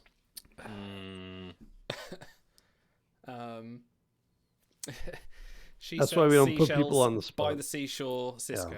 Coet Milat, Gabrielle Burnham. Oh yeah. All right, Namer, if you're watching, I want the nickname to this to be Fetish Elnor because his ship battle quote is "I have bound myself." So, a little bit of BDSM Elnor there. After reuniting, Elnor takes up Picard's lost cause per his co-admiral training. Guess what? Most of Picard Is season they 1 and 2 sentence. is people taking up Picard's lost causes. So it's not just Elnor. It's Seven, it's Raffi, it's everyone. You're not alone, mate. I object to you saying this is the news of the week because this is like cash gated and fuck the Well, man. okay. It's worth. I wouldn't say news of the week. It's worth discovering. Worth talking about. What is wrong with my talking today? Or any time. Voyage rank number 4 is worth. UFP President Ragratrai. Okay, yeah. I don't even know how to pronounce it. Rigatoni, Yeah. Tagliatelle. We need one more to flesh out the group. Thank you. Okay, so the talking point is the third Uber campaign, another Command Dip set crew in the top 10. But it like, are we not sick of this yet? Is this not a bit of a... And the theme of this Uber event is Generations, which I don't know if any of those people were in Generations. I don't think they were. It's completely inaccurate. No, it's across generations, it, yeah. so it's Elnor, Ogawa, and Sato is this just reminds me of how would they get on? Like, what do you think they would? What would they think of each other? Kind of vibes. This seems just thrown out there, and then it is. But to make it worth it, they make him a top Voyager, but in a drab skill set. He's great. No, don't get me wrong. He's great. He's really good. He's really powerful. You'll use him all the time, but No, this is a case of they came to the end of the thing and they're like, oh shit, we got to put an Uber campaign together. Grab the old art for Elnor. Grab Tribble Sato. Grab Lieutenant Ogawa. Yeah, that's one. Yeah, you got that. Yeah. And what do we do for the skill set? And everyone's like, Dip set command. Good answer. Get that. Print it. Get it. Go. I don't disagree. It's like Family Feud at the WRG offices. Good answer. Even though they know it's going to get them 3 points, they're like, good answer. Yeah, exactly. It's just... I don't disagree with the skill set. I can't, but to put him up there in those Voyage ranks, and this should be he should be swapped with Orbital Torres. They should be the other way around because I think there's more worth in Orbital. Because we'll look at all the Command Dip set crew we've had. Even the freebies, Lieutenant Sahil, returning Saru, 2024 Picard. Okay, you've got Saipad Tertiary, but still, there is enough there in those top ranks. You do not need this Elnor. I think we polled our lovely chat a few weeks ago and asked, do you expect premium stats for real money currency? And I think the majority said yes. So they did give them big voyage power, but please don't advocate for good and unique crew to be cash gated while Command Dip second. Okay, all right, okay, fair enough. No, in the events, that is a fair point, but I think it is a balance between the two, and I don't know how to react to it. I mean, this might just be me. I can't fucking stand Elnor as it is, so that may be where my bias is coming from. But if my memory serves correctly, we did have an Unsung Heroes campaign in the past. This strikes me as an Unsung Heroes, because, how much did they really give Elnor, Sato, and Ogawa over the years? Not much. Massively, no. So, I think Unsung Heroes is kind of a better theme fit than a cross-generation. I think that was a theme pack. It was a theme pack for Lieutenant Martinez, I think. Oh, that's right. Yeah. There's really no theme anyway, because all they did, again, was quote the collections. They didn't say a single word about these characters, or what they do in the show, or what they do. It almost seems robotic, doesn't it? So they said, Elnor is in one collection, the one that everyone's fucking finished when they got all the rares. You don't need much to complete Romulan, but that was the byline. It wasn't that, he's a bloody awesome Voyager. He will go on everything you do and probably get you a 12-hour voyage. Nothing like that on there. You're right, just the collections. This is where it hits the hardest, when he has nothing and they try and shout it. This is another one of those left hand doesn't talk to the right hand, because they're marketing it as collections, and then they give them, like you said, one bad collection. Why not make a really tradey crew that doesn't need to be overpowered, but give them 6 collections and bad at everything else in the game? Then wow, a unique crew fits with your marketing, and the whales, who are most likely to spend cash, are going to be most interested in those collections. So it's like they're a little bit disjointed. Yeah. The climb down from Laris is kind of hilarious to me, isn't it? Like, you get your first Uber campaign crew, and she's a very unique beast with, like, basically DOA on voyages, but tons of collections, like you say, good like collection of traits, and a unique gauntlet set that, she wasn't going to punt, Caretaker and beat him up and take his lunch money, but she was at least viable, and you could use her in a few different trait sets. I'm using a fair bit, actually. I'm surprised how much I'm using it, but yeah, don't go. And then Rilak, it's like, again, very collection crew, but at least she has the silver bullet of being Cardassian, which is a very uncommon, thing. Mm-hmm. And then you just have a, fuck you, here's your top 5 Voyager, give us money. And it's like... Pull up in chat, let me know what you think about Elnor. Okay, we have... It's just... We have a brazen. Wait a minute. We have a special message from Elnor himself. 1 second. Hang on, here it comes. Oh God, not again. All right there, I'm quacking Qalankhkai Elnor, and I'm the new campaign reward for this month. For some reason I'm an amazing Voyager despite the fact I only recent went into space and am now a somewhat useless cadet. I also sport a really boring skill set. Like incredibly boring. It actually sent the big book servers to sleep when my statistics arrived. So dull. I'm falling asleep now. Anyway, it's time for me to go now. You might not see me again anytime soon, mostly because my actor isn't coming back for season 3 of Picard. Oh, if you can pronounce my name, good on you. Go outside and get some better hobbies. See you on the flip side. You heard it from so himself. I thought you were going to end that with Z, and because of the Australian accent, I was going to read it like Z. Yeah, maybe. I appreciate the attention to detail with the accent. So, fun fact, I actually have a lot of time, not necessarily for Elnor, I think he's... I haven't seen season 2 of Picard, so I can't comment there. I actually have a lot of time for the actor, because he seems like a genuine Star Trek fan, like a cool guy, and he's going to be in a video game next month called The Quarry, and it looks cool. Oh, is he? It's a horror game by the same people who made Until Dawn, so I really look forward to playing that and seeing Elnor potentially being killed, which would be hilarious. Until Dawn was good. Yeah, I'm so good for him. Like, well done for him. But this reeks to me of just put it out the door, because there's nothing else. Like, he has like a tiny bit of gauntlet because he has like a 600 and a 500 roll. Because God knows you need gauntlet with this skill set. He has no real he has like does he have even a ship ability? I don't think he does. I think he has like it's instant damage with a position trigger at 8 seconds. Yes, that's worth it to someone. But it is really... called I Have Bound Myself. So just to confirm, there aren't actually that isn't actually a spoiler. So. Don't worry. Well, the cadet thing was... that was announced in promotional, but the other bits, there's no spoilers there. Don't worry. You do not know his fate. Picard dies. What? Not again.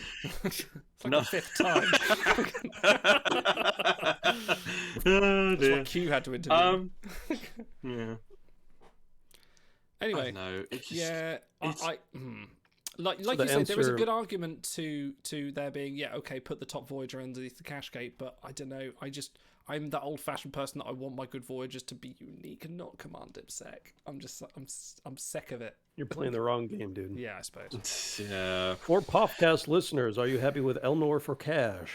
65% say they're happy with the stats. 24% say they're not happy at all. 12% say they're happy overall. Oh, you missed one there. So that's another thing. With the... Well, no one's happy with the theming. That's a given. Well, yeah, because there is no theming. Because I was actually thinking about across generations, and it's like, I guess nominally that's true, because, Sato to Ogawa, that's a gap of, 200 years.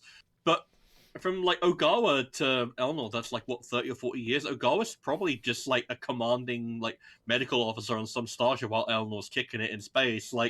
this isn't that much of a generational gap. If you really want to do a proper generational theme, you probably could have gone for someone from TOS or from the 32nd century, or done a real throwback, someone from the 1990s. God knows there are a ton of those crew around that you could throw out Henry Starling, whatever. Fuck. Or if God you're gonna knows. call if you're gonna call it Cliff Main, Generations, give me characters from the film Star Trek Generations. That's not hard. We need John Harriman's Day Off as a new. Oh, I wouldn't mind that. That'd be fun. He just one of his pieces of equipment is that landscape that he's just staring at.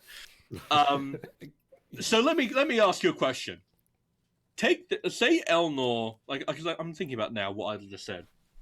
If this Elnor was Viridian 3 Picard with appropriate traits, the exact same skill set, the exact same thing, would you be happier?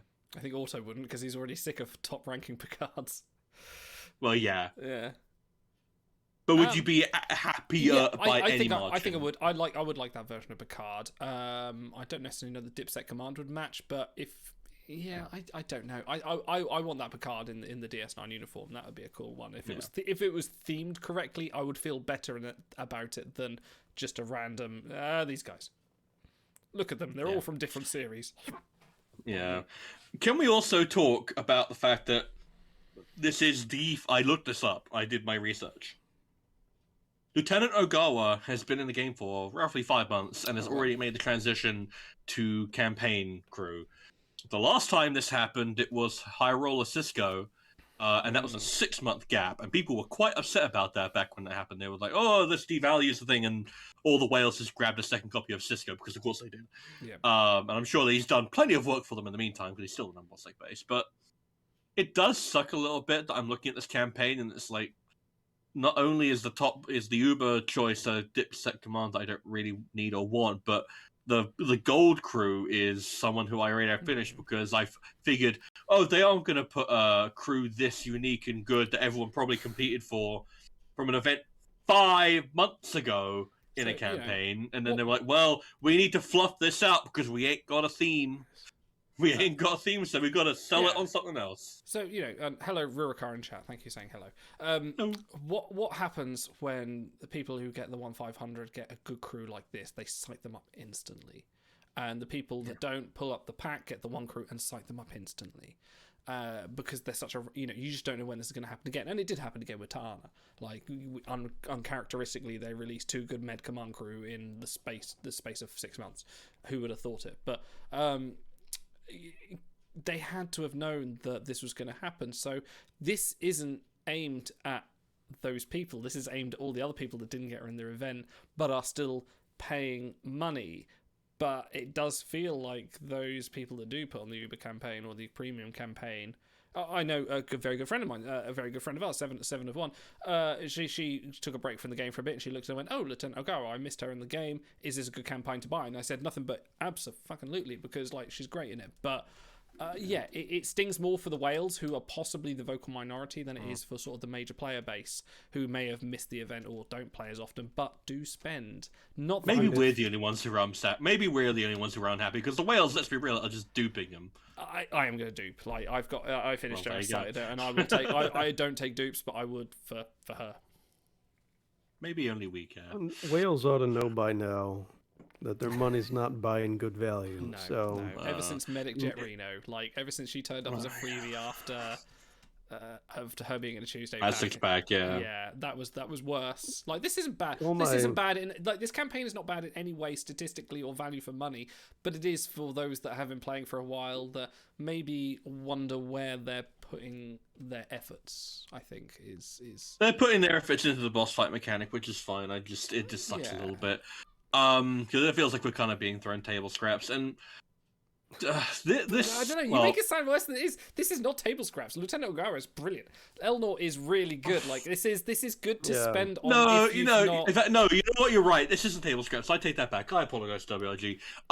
This is the equivalent of shameless fan service on a show not unlike some newer Star Treks, for example, where they go, Yeah, okay. what will really make fans happy instead of making a really good, unique crew? What about just really strong I don't know. crew? I feel like we're still on the brute ivory. We're on the force? ivory tower that we're talking down and like saying like, oh, we all play the event. We've got all these sites to spare. Oh, lordy us, like we can just do this. I think there are people that may only have a 1 of 5 Lieutenant Olgara for that event that will be very happy with this campaign. I think that's very much.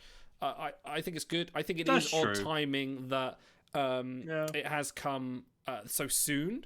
I think that is a little bit of a... They could have maybe waited a few more months and maybe themed it better. I think that would have been better. But, yeah. For the record, I have zero issue with any of the crew being included. Only that they present it in such a lazy, zero-effort, non-themed way. That's my only complaint here. That's fine. Earlier, Pearson Trip fans said, I don't get the tier for the crew, but I get all the other stuff. Yeah, so there's that as well.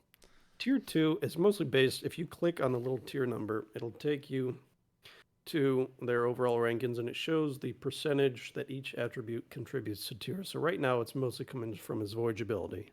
But like Sito's, whatever her name is, Sito's collection profile, that could change real fast. Just like she could get a few collections in a few months, he could drop like a stone. There are 10 Command Dip Suck Voyagers in the top 18. Over 50% of the top Voyagers right now are Command Dip Suck. So, there's a big number now, but in a few months, it's not going to matter because there's going to be 8 more that came along that equal or better his powers. So that's the nature of the game. They look for that sweet spot where they can release crew that each week you're going to go, ooh, that's not bad. Ooh, that's not bad. Ooh, that's not bad. And then you look back 4 months later, that crew that you thought wasn't bad, that you dived into a 6-pack for, well, now he's like, there are 4 other cards that came out that are better than him. So you really got to be careful with that skill set in particular. Good on the surface, but that's a Dagwood sandwich with that meat stacked so high with so many of the exact same crew. So there is one there's a couple of redeeming qualities to this particular skill order. Someone said, oh, he's not Command Dipsec, he's Dipsec Command, which is true, which is the same skill order as Quinn, the freebie you can get 2 stars for if you add warp in the campaign. He is a very much upgraded version of, so, you don't need to cite Quinn. The other one is he's Romulan. Now, Why buy the cow when you can get the milk for free? Exactly. Or 2 stars, in fact. Exactly. He's Romulan. Romulan Voyagers have been numerously rare until Security Laris recently. It kind of sucks for Laris that she kind of got, especially because I think it might be the same skill set order. Because I was like, so Laris, so finally a good Romulan Voyager. It's like, oh, well, that kind of got pigeonholed. But maybe this is where because I think you guys are right. I think I might be being a bit too negative here. But maybe I'm just thinking about it in terms of every time they do this, every time they cannibalize their own crew and recreate Dipsec Command crew, it really does just devalue all the other ones. Like, Lieutenant Sahil seemed like such a revelation at the time. Oh, wow, they're giving us such a power Voyager, and now you look at it, it's like, oh, well, then throw them on the pile with the other ones. My returning through, it's like... It depends on how long you've been playing, and it depends on what kind of player you are. If you're the kind of person that doesn't watch the show, who's not as obsessively and as sad as we are, and just kind of going, oh, I'll just buy do my dailies and don't care about anything else, then this is like, oh, cool, he's quite good. He's got a big base. So he's over 1,000 in base. He must be good. You mentioned the Romulan trade for Voyagers. So the top Romulan Voyagers right now are Command Dipsec, Command Dipsec, Command Dipsec, Command Sec Psi, Command Dipsec, Command Dipsec, and then Second Chance Laris down there at rank 327 with Dip Med Eng. Wow. So, wow. If you need your Romulans, we want more Orbital Torres, less Qalankhkai Elnors, is what we're saying. But my comments are very much post Uber campaign. I'm talking about like in a year's time when he's in the portal, when we're pulling him in packs and we're looking at him compared to other crew at the time. When you're thinking like we're away from the paying part of this game, where we're into just the pure stats. I'm thinking like this is even if you don't have someone. Did you say pain or pain? Why not both? Bit of both there. Little column A, little column B. But yeah, it's far removed from any kind of monetary exchange when you pull that premium pack and there's choice between him or a star on maybe another dipset command crew who might be a little bit better. Or, sorry, not better, is not as good, but will do you more use in the long run because you're going to get that 5th star on him. What do you do? Like, this is... His use is limited, as you say. Dude, we spent like 35 minutes on an Elnor. Can you believe it? This show, for 2 years, this show's gone down the hill. Like the dogs. Okay, let's talk about some good news. Let's talk, and I'm going to talk about 6-pack here, but Admiral Vance is in a 6-pack, and oh shit, he's Command Dip Psi. But he is Voyage rank 51. Guys, while I briefly leave you to relieve myself of my bladder burdens, and Auto has some sort of hysterics there. What? Oh, he's talking to someone. All right. Yeah, Admiral Vance, guys. Okay, so my wife comes into the room and jams her shin as hard as she possibly could, but she knows... oh, sorry, elbow. But she knows I'm on call, so she's like silently writhing in pain. I'm like, don't worry, I've already muted. She goes, fuck. All right, hold on. I gotta apply some TLC. Right. I will talk about Vance on my own. You talk about Vance. You talk about The Mummy and all the other films he's been in for 2 minutes. Hello, dear listeners. Welcome to the Stars and Garters Variety Hour. We're here to talk about Admiral Charles Vance. Correct me if I'm wrong. He is Command Dip Psi with a rather a meaty command base. It's in the rank 2. Yeah, no, I've been ditched. It's fine. I'm here on my own. God, it's fucking awful. Yeah, Ben, they did ditch me. It's fine. It was always going to happen eventually. I've always known I'll die alone. Wow, I thought he was going to delay his pee break and not leave you all alone, but I guess I was No, I got ditched. It's fine. All right, did we start on Admiral Vance yet? Wow, look at Yeah, him. Look at the guy. Thanks, Cranky. Get fucked. The episode's namesake. The leader of the Federation in the 32nd century. Is there no space after that period? After the burn, his belief that the Federation could be revived was rapidly fading. He's got a really long arena quote. The past is the only light with which we can see the future. I don't know if that's the longest one, but it might well be up there. It's pretty long. I'm pretty sure Neymar has a spreadsheet for this somewhere. All right, so, we've been talking for months about Vance because we knew he was coming. A lot of people wanted him, and they're like, and they were speculating, he's got to be Command DipSec, right? Are we going to get, is he going to have, is the trade's going to be decent, et cetera, et cetera. They did all right by him. It wouldn't be the skill order I would choose, but it's better than Command DipSec. He's got some I think you and I were talking about traits, this, yeah. And he's got a big base, and you can use him on voyages, so it's much better than it could have been. Wow, you guys standing for the 6-pack here and fuck the campaign crew, Jesus. It's almost like the choice of the character and it has an effect on. No, I've seen a lot of people go nuts for this, and I would have if it, if it wasn't a 6-pack. Yeah, I think you pointed this out, Otto, is that he really kind of felt like it would appropriate be for a maybe a secondary or a primary, just because he is so defensive, and he has right to be after how awful it's been being Starfleet in the 32nd century before Discovery arrives. And it probably also wouldn't have hurt the skill set either. Like a Command Sec Psi, like that's a bit different. That's a bit different than Command Dip. That being said, he's a pretty diplomatic fellow. The commanding presence you can't deny. Science, he is still a Starfleet officer, and he gives them their briefings and stuff like that. So it's not inappropriate. It's just maybe not what I would have picked. I'm curious about cultural figure though. I mean, he is essentially the figurehead of the Federation. True. I would say that's more Rilak than Vance, though. Well, they're kind of two sides of the same same thing. It's like because he was able to represent the Federation in diplomatic relations with the Emerald Chain. After all, that's a pretty hefty amount of influence to wield. And especially in the 32nd century, where Starfleet kind of is the Federation, leader of being Starfleet, that kind of they dovetail together. I'm alright with it. And now you. I actually like Vance. He was a great character in Discovery. He also yelled at Burnham, which is always welcome. Yeah. So Gobolts. Usually, I will if your only criteria for liking a character is shouting at Burnham, then. But I actually thought that he was quite constructive and good mentor character for both him and Saru. Both of them. This is why he gets the brutal trait, which I feel like has been applied very well for both him and Tiana. Where they both guess what, brutal doesn't necessarily mean you snap necks or like cut arms off. Sometimes it means you can be really give it to people verbally. And Vance was pretty good at that. Oded Fair, I love him. He's one of those actors. He turns up in something, I'm always happy to see him. He's a good character actor. And yes, he has been in The Mummy, and yes, he has been in Resident Evil. He's been in very, very different ways. But I actually thought he'd make a great Doctor Strange before they went with Benedict Cumberbatch. But so it is. Yeah, no, you say that.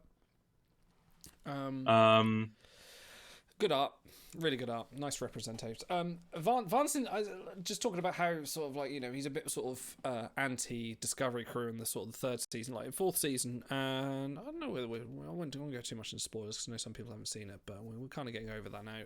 But fourth season, he is very much on side. He's more like the ally of the crew in this sort of occasion, and that still works well because he's working more as the sympathetic commander to Rach, who is more, I wouldn't say antagonistic, but more skeptical of the abilities of the Discovery crew at that point. Well, it's just nice to have a bit of, we were talking about this in Australian Worlds review, where it's we don't want petty bickering. We want seasoned professionals who have the best interests at heart of the mission, of the Federation, of the crew, and they want to have a discussion about it because they have legitimate different viewpoints and they want to have a talk about it. And it's having different perspectives on these things is part of the reason why we like Star Trek, because it challenges us when it's done well, and it asks us to think about our current living thing and how we would respond in similar situations. So Vance being a bit more security conscious and more, he's more on the LAN side as opposed to the Spock side if we're going, well, how it went in Stranger Worlds. He's, defensive, he's reflexive, he wants more of the, stability and thing. It's you need a character like that, and I feel like he's well represented here. Twitch won't let me pull this because it doesn't meet community content guidelines. So chat, help me out. Should his ship quote be, "The past is the only light with which we can see the future," or should it be, "It's made of our shits"? No.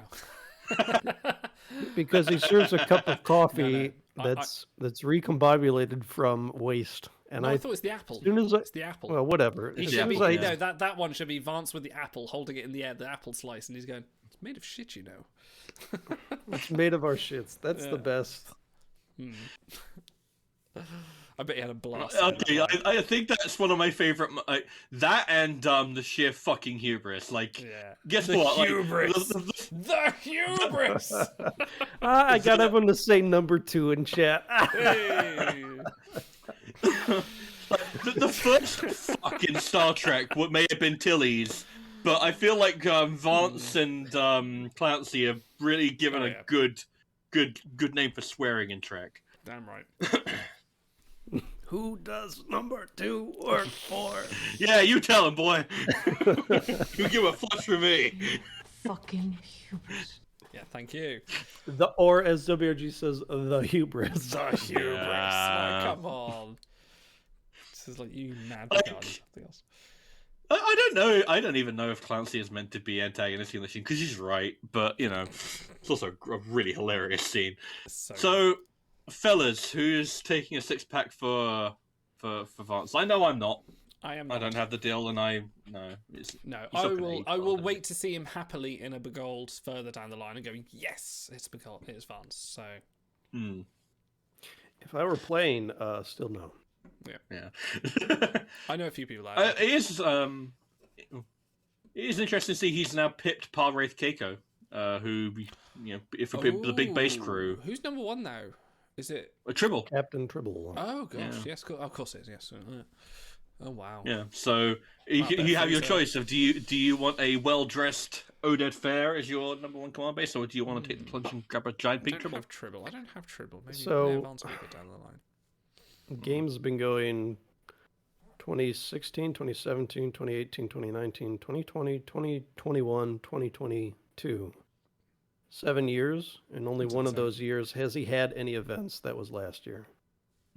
So you know, if you're a big daily shuttles fanatic, you got your big base. But if you're looking to use them in events, it might. Yeah, It might be a little great. sketchier. I mean, you could still ride without a bonus, but in that case, you know, go get Captain Tribble. Like, I know it's a little expensive, but they've got collections and they're miles ahead. Honor in you terms don't of have to base pay power. for, really. That's the other thing, is whereas you do have to pay for Dill. And it's also a case of Vance, unfortunately, is probably not going to get another variant just because I don't think I've ever seen him outside of uniform. We got shit Apple Vance. So. That one as well, but also he is in a kind of, like, start of season 4, he is in a kind of dress uniform. There is that variant you that could have, could be, but yeah. you don't see him anything out of uniform. Like, this is Vance as you see him in the show. When can we get Racquetball Vance? That's the real question. Mok'bara Vance. There we go. There we we'll go. Bring it right around. You know, they used to have a little bit of fun around April Fools. That's when we were supposed to get Evolve Janeway. Lizard Janeway, yeah, and they accidentally released her early. But if they ever wanted to do like an April Fools with something like Mok'bara Vance or whatever, you know, people would eat it up. People would love it. Yeah, it's almost like people like it when you have fun and be goofy, like Star Trek is sometimes. Odd. Reunion Vance and family. Yeah, that could actually be a legitimate card. Niners Vance. Yes. Yeah, I'm down for that. Nonsensically, why not? Absolutely. All right. Last crew, very quickly we'll talk about, because it's such a... We're just going to continue the strange themes of the week. Tribble Sato evokes feelings of bullshit Uber campaigns. Like this is this good? Like, wasn't she part of a Galaxy event at some point? Like, you know, the Tribble collection is tough. This card has thankfully been fixed from its slightly wrong original flavor text, but Sato takes kindly to first contact with a friendly Tribble under the care of Dr. Phlox. Takes kindly. That still doesn't feel... Oh, well, okay. I'm just Gibson being picky, Lorem. I mean, people say, "Oh, I won't take kindly to that." It kind of, it's fine. It scans a lot better than the first draft, I tell you what. Oh god, yes. Oh, so much. You can definitely tell that they kind of pass around the office who makes the flavor text, because there are some that are... Look, no one's looked... And this is not... Don't pin the badge on my chest. No one has looked at more flavor text in the history of the game, probably combined, than I have. You know, it's an illness with me, but you can definitely tell people have a certain writing style, and a lot of them are similar, and then a lot of them are like, ooh, maybe English isn't their first language, so... Anyways.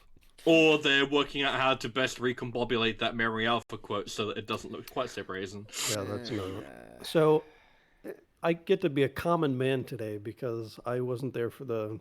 I wasn't playing on that account for the Tribble Mega, so I missed it. So if I were playing this time around, I would have been happy with it, but I'll have to miss her twice. Oh well. Oh well. I remember her being quite good on release. Still got, like, what is that? 2 collections, she a didn't decent have voyage Communicate rank. when she was released. I don't think they hadn't released that collection, so she's actually picked up one, which is she always had good. the trade, but Yeah. So she had the trade, but the collection wasn't out. I think she also needs like 36 1-star security codes to make, which is weird because she has no security, but she's really heavy on the faction items. Look, you don't understand. If you don't have the security codes, then the game just folds in on itself. It's part of the build. We can't fix it now. Yes. There was a thing also, wasn't there, about a year ago when they increased everyone's stats by about 2 points, and we found out it's because they changed one item had changed its like security stat and just affected about 300 crew in the game. So it was like you, me, and whoever was the L100 sheet just having to change everything. Oh god, I remember that. It was so baffling for the longest time. We couldn't work out what had done it. Yeah. Anyway, that's all we have to say on Sato. I was going to say... I've got a question, actually. Okay, go on. Do you think Hoshi deserves another good variant, or do you think Professor Sato is fine? I think she needs something else. Because even I would like Evie suit Hoshi from Sleeping Dog when she goes aboard the Klingon vessel. Yeah. I think that'd be a decent variant. That'd be a cool one. That's a good Face Your Fears episode. You give her a med on that, definitely. Psy med. Yeah. Yeah. So we've all joked about Handebra Sato before, but right before that happens, she's climbing through the vents. She picks up some like some sedative from Phlox on the way, knocks out guards or whatever. So she actually does kind of save the ship. You could give her a hero variant of her if they wanted to go a little bit adventurous with the art of her going through the vents of the ship. So you could also apply that to end of season 3 Sato when she's on the Zindi ship, because she pretty much like saves the day in that as well, doesn't she? Because she buys them time with the encryption codes, which is cool. So Agent Danielle in chat says, Sluggo and Sato. Dude, you know WRG is frothing at the mouth to get that variant out. They're like, there's a pet? What? When can we do it? Are they pointing? Are they wearing a hat and holding a pet? Yes! that's the acting chef Sato. Yeah, from Singularity. I love Singularity. That's one of my favorite Enterprise episodes. Everyone just goes so fucking nuts. I love a mega based around that episode. Wow. Dude, I mocked up the whole mega on the forums because they were asking for Archer themed things. I did a mega around that one. I'll have to link. Because you could also throw in like was it Dicronium Cloud Kirk, where he's obsessed with killing the clouds? He's mocked up too, dude. We're like this. Did we become best friends after like 3 years of knowing each other and already being best friends? It's almost like you're going to meet each other soon. I was going to say something about Sato. Now I forget. Yes, she could definitely use another gold. Oh, the Tribble collection is still at 25 out of 25. Ben did say they had one more in the pipeline. So, but even if that comes, still needing 25 of 26 is pretty tight window. So if you don't have her, do what you can to. I think in the next portal update, all those Tribble crew should be in there, so it becomes a bit more achievable. Oh, I think we can hunt down Tribble Chekhov. Well, yeah, but how many purples are in the portal right now? Like 400 or something. Yeah, so a lot. Yeah, but I mean, for good luck trying to get. Yeah, but yeah, this is a good. Are you going to retrieve them? Yeah. No. You're going to retrieve all the purples you need? Okay, we've got a question from chat from Timelines Talks historian General Sedanian. What do you think the May collection will be? Fuck knows at this point. It's gonna be May. I don't Thanks, know. Justin. I wonder if it'll be the big expansion. We know it's the big expansion. We know it's going to come at some point. Don't say this. Run from it. Fear it. It'll come all the same. Yeah.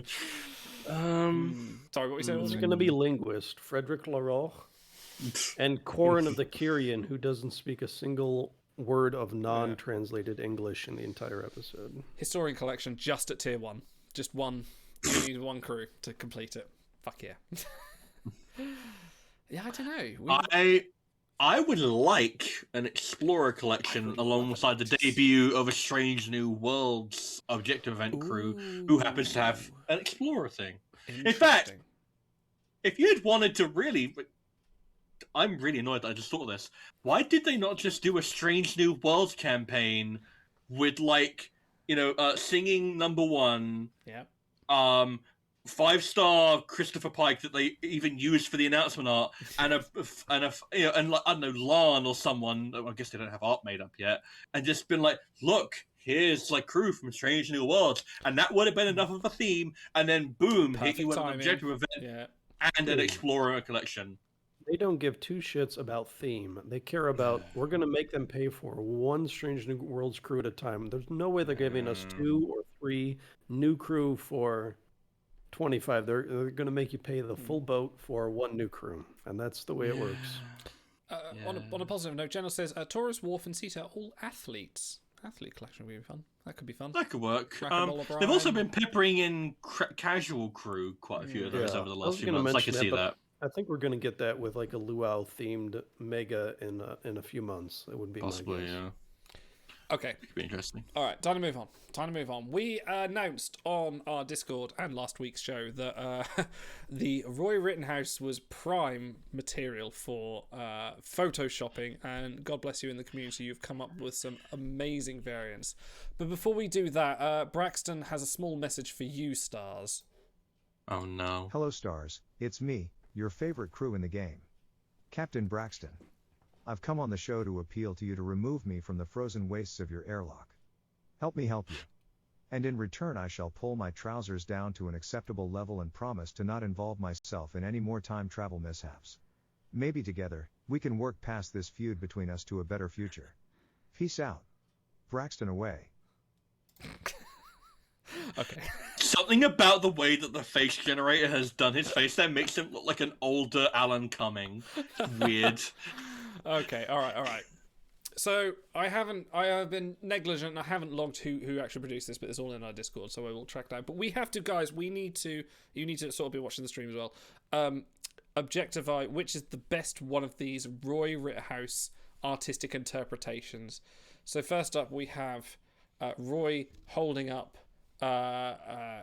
Picard Day Picard. So I think this is quite a good one. This is a good one. I haven't decided we're going to vote. I think we just have to decide which is the best one. I think I've already got a winner because I've seen what's coming up. But yeah. Okay, great. Okay.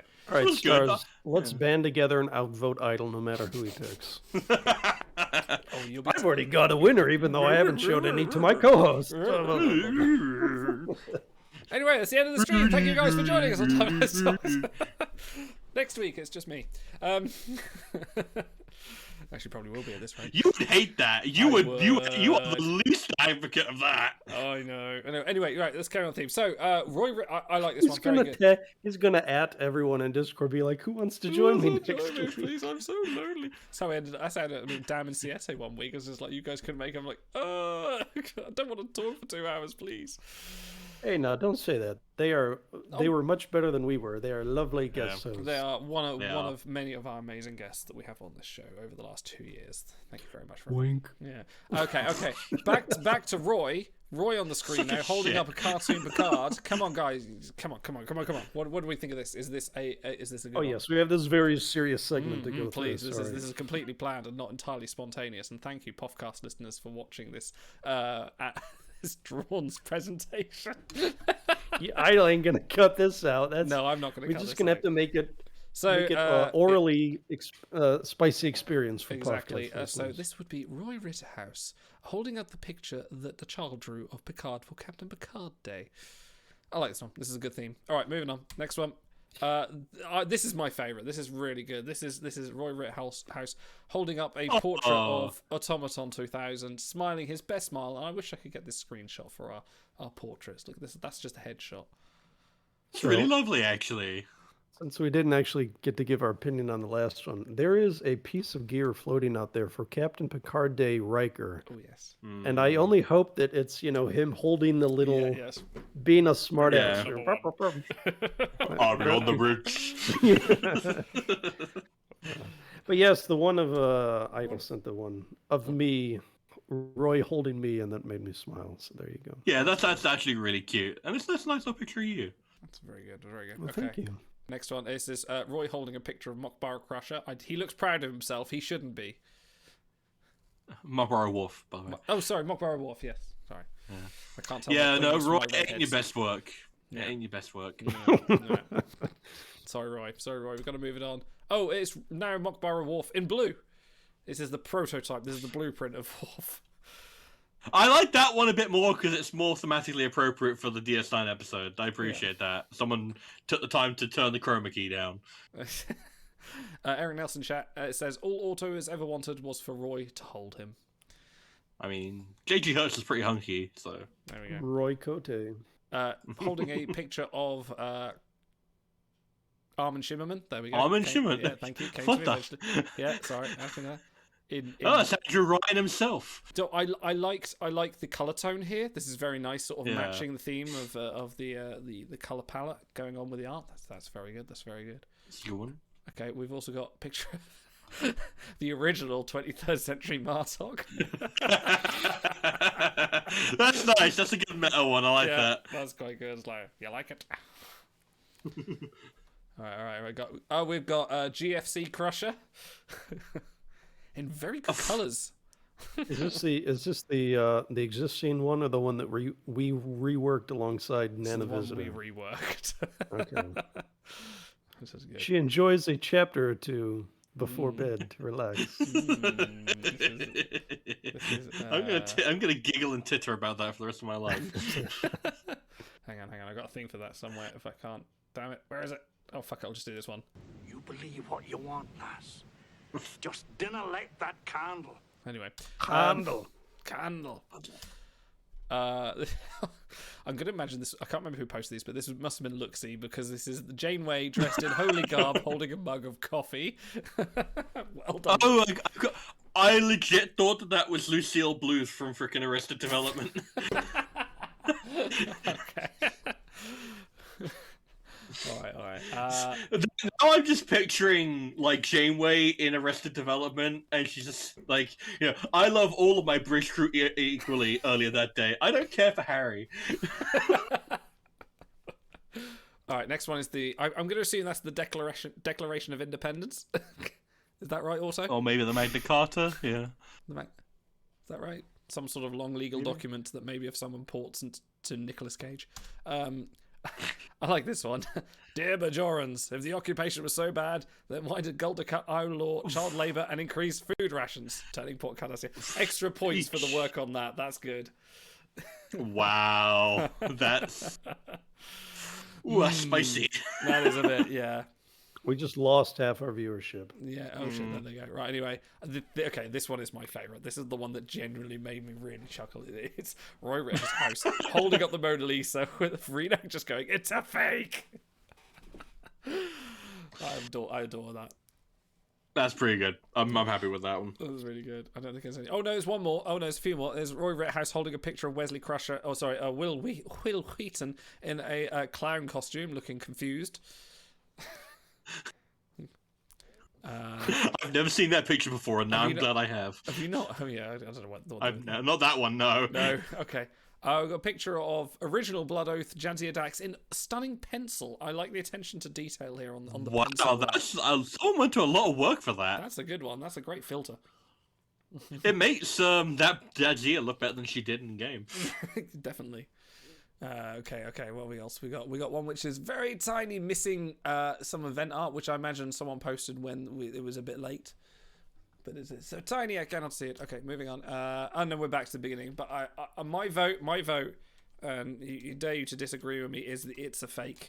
It's a fake with the Mona Lisa. That made me chuckle. Guys, which was your favourite? I think Chet is the arbiter of votes. Has to be, but there's so many. Is there too many for a poll? How do we do this? Yes, you can only pull like 5, I think. So. Okay. All right. Chat, For me, it's a slam dunk 23rd century Martok. Oh, I think it's just meta enough, but like I don't. It's like incursion, inversion. It's got to be blue Mok'bara Worf. I think the attention to detail makes. Oh, we got a split. All right, there's your vote. There's your vote. There's your poll also. 23rd century blue Mok'bara Worf or Mona Lisa. So poll coming up soon, and the winner will get a sub. So we're looking at Shire did the excuse my throat. Did the 23rd century Martok. Where are we? Cold did the It's a Fake. And Shy also did the blue Mok'bara Worf. So it's Shire versus Cold. Okay. This is hard. This is like choosing children. I know I'm going to vote. Fuck it. I voted. You guys don't vote on these? 23rd century Martok is one of those things where it's like, it's so like brazen. There's no way they would do that on like an actual TV show, be so self-referential. But like if they pulled it off, it would be like you'd have to applaud that one. Yeah, no, the ballsy. I appreciate it. But no, thank you everyone for submitting these. It's been a good. Yes, these are all excellent. Like, guess what? All of these were beautiful work. Tricky, I have to applaud you for the Dax one. The Dax one is really good. I think good, yeah. I actually, it's very subtle. Like I almost didn't notice. It's like a proper Photoshop.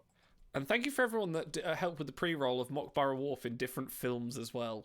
Mostly Cranky, I think, but for everyone that submitted for those, they were absolutely brilliant. They're really good. the Star Wars prequels ones were my personal favorite, just because that's so wonderful. Cohen's. Little did you know that we were look like Jedi robes. It's perfect. Little did you know that we were auditioning our new AV effects team for Timelines Talks. Idle will be sending you all the work from now on. So much work. Like a lot of work. Yeah, it takes 4 years to do the end of year credits. Yeah, I think Big came up with a good idea, and I was it was Big, but Big agreed on it. Someone came up with the idea of just like we should have advert breaks for like these funny skits that we do. And I'm like, that sounds such a good idea. I would love to do it. I have no time to do it, but it sounds like such a good idea. You don't have time to talk about the time. There just isn't time. No, hold yourself, stars. We have a thing for that, which is this one. This is no time to argue about time. We don't have the time. There we go. I quote that on a regular basis. Yeah, I have to admit, it's coming to because I'm like that. Oh, it's neck and neck with Mona Lisa and Martok. All right, I'm not going to steer that poll for the next 60 seconds. What else do we have? That's about it. We've actually got a quite tight and we're done. And we're done. Lieutenant Ogawa. We skipped over him. We talked about her a little bit, but okay, we can revisit. Let me turn that off. Anyway, talk about Ogawa while I try and fathom how OBS works. So, it's my turn to shill for the big book. Big book, that app, incidentally. Your #1 premium exclusive Timelines Talk exclusive aligned It's resource. hard, isn't it? You can't do it every time. Sorry, go on. I'm not touch, motherfucker. If you have a look at Voyage rating, and it's distinct from Voyage rank, because Voyage rank is just the sheer raw numbers that they contribute on a voyage. Voyage rating is slightly different. That is a combination of power and the uniqueness of skill set. Ogawa punches so far above her weight thanks to the combination of power and skill set that I think she's in like the top 5 in terms of like the carefully curated big book algorithm favors her immensely because she is just that good. Go ahead, Idle. We have a tie with Mona Lisa and Martok. Do we want to just pay them both, which I'm happy to do, or do we want to do another poll? Stars is gonna break the tie, but we can pay both anyway. But there must be a winner. There must be a winner. Oh, it's just like when I lost the thing, but you said no. It's like... Mona Lisa or the Martok. Choose wisely. Right, Stars. You hold all the power. And don't forget, I'll be feeding you for 10 days when you're here. Yes, but I sounds so wrong when you put it like that. I'll be feeding you a spoon. That sounded really suspect. Here comes the train. Open the space dock. Here comes the shuttle. No, no good. I'm canceling my ticket. Oh my god. Oh god. Martok or Mona Lisa? It's hard. I'm Mona Lisa. Mona Lisa. Ah, yes. That's the winner. Wow. It's a fake. It's a fake. Do I not The know strength of the meme propels it. Yes. It's a fake. Thank you. We'll sub you both in time. So, Lieutenant Ogawa, the campaign crew for this week. Yeah, she's good. She's good. I think we had a period of like, oh my god, like MedSec crew. It's a fake. Thank you, Daniel. We had nothing from MedSec, or like when Tana turned up, like nothing from Med Command for ages and ages and ages and ages and ages, and all of a sudden she's turned up, and now, god, there's 2 of them at once, and now with Orbital Torres as well, there's kind of this skill set's getting a little bit filled out. I haven't used Lieutenant Ogawa as much as I thought I would, but that doesn't preclude the fact she's bad. It just means I've focused in that area more than perhaps others have. But still stunning. I mean, she has like ridiculously high antimatter traits. Like a physician resourceful, I think, like hit every time. Like just like Warship EMA before her, and like, lots of various other like dock variants. They have the traits that means you will almost always see them if they have. Here's the double-edged sword, because she's med sec command. Like that command sec will always get beaten out by the higher command sec crew that are out there unless she hits that physician seat. But I can think of a few command sec tacticians or desperate crew or resourceful crew that may beat her out the punch and relegate her to just possibly the med and physician seats, which may be the down angle. Auto's shaking his head furiously. Command sec is unequivocally the easiest skill pair to stack in the game. You don't need them to Exactly, be yeah. primary, secondary, so she'll still ride on those Okay. voyages without a problem. During the Borg attack, Ogawa helped evacuate casualties from the Enterprise E infirmary. She has 6 words in that entire movie, and they made her a really strong gold Voyager. This art is taken. There was some like behind the scenes shot of her sitting. I don't know if she was sitting on set or in makeup or something. And it's like she's smiling at the camera. So they took this weird like behind the scenes photo and then just stuck it on like a standing upright DS9 era uniformed body. So it's a little weird. It's not quite as It could be better.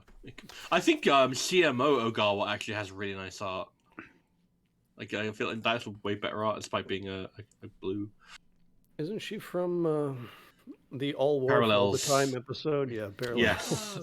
All Wolf everywhere at once. Yes. So they gave Ogawa the Sorry, oops, all wars. They gave Ogawa the tactician trait, I guess, for leading an evacuation of sickbay, which actually does come in clutch for antimatter, because I looked it up before. There's like 1 or 2, or she's like the only med primary tactician in the game or something. So would make sense. Yeah. Yeah, she's kind of actually awful everywhere except voyages, but she's so good on voyages that, you know, I've seen people say she's in like their top 3 for number of runs made since she came out. So yeah. No, you mentioned like Orbital, Skydiving, Torres, and Tiana. All 3 of those have different skill sets, different orders. They have different tertiaries and primaries. So this is what we want. We want more diversity in this kind of range of crew rather than just the same. Well, that's also why I don't think that they hurt Ogawa. No. Like there is no situation where I'd be like, you don't need to get Torres, you've already got Ogawa. But no, get them. It's just hard. Get them. It's possibly Open the Qalankhkai door and shove them in. Most of it is my diversity brain. was an old wooden ship. Most of it is my brain kind of going, I spent all my resources on Ta'ana, but I want Torres, but I can't justify it, so I'm going to pan her as being shit. But but she's not. She's awesome. But and It's the not same your greatest tactic I've ever heard of. No, it's not. It's not good, is it? But and the same kind of thing with Ogawa is just like, well, I have her and I don't use her as much as I thought I would, but then that's just me on my ivory tower. So agreed. She's amazing. Like this is the perfect premium campaign for those that just got a 1 of 5 and thought, I haven't got enough sites to finish her, but I've got other sites I want to put on people like Dexa or Prisoner Kim, or Captain Braxton, one of the best crew in the game, stars. But yeah, and this is the perfect time to kind of go, 4 stars on Ogawa, perfect. It makes sense. And you don't have to get Elnor. You don't have to pay for that extra tier if you don't want him. Honestly, it's okay. You don't have to if you don't want to. Man, you really hate Elnor, don't you? He's so useless. His name means Star Trek. Like, it's so bad. Why do they do that? What does your name mean, Idol? It means Defender of the downtrodden. Actually, what does Idol mean? Not Idol, but my real name. Captain False Idol. Oh yeah.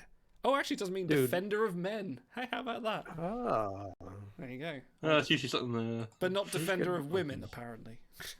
No. Well, that tracks. The entire game, all the game's a treadmill, and we are mere players. If you miss this crew, you're going to get an equivalent crew in a month or 2. So,